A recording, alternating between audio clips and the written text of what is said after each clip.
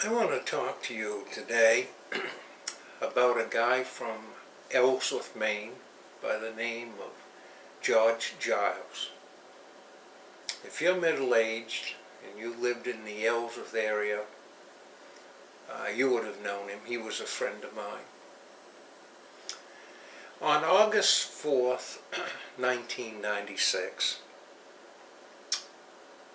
George went to the pearly gates. He introduced himself to St. Peter. St. Peter opened his big book and he scanned his name in and he said, "George Giles, George's Taxi, Ellsworth, Maine. I want to welcome you to heaven. George, I want you to go over there and pick out a pure gold staff and a silk robe and go right in through the gate. We've been waiting for you." Now, standing in line right behind George, the next one up was a preacher.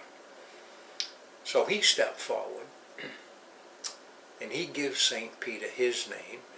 St. Peter opens the book, scans it in, and a scowl comes across his face. "Well, I'm going to allow you to come into heaven, but I want you to go over and pick a wooden staff and just a cloth robe." Well, the preacher says, "I just saw you give a taxi cab driver a golden staff and a silk robe, and I'm a man of the cloth." St. Peter says, "Well, this is how it works. We are looking for results in heaven. That's what we're looking for, results.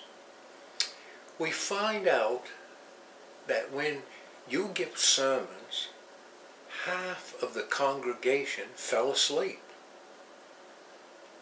But when George Giles placed somebody in the back of his taxi and started to drive, they prayed."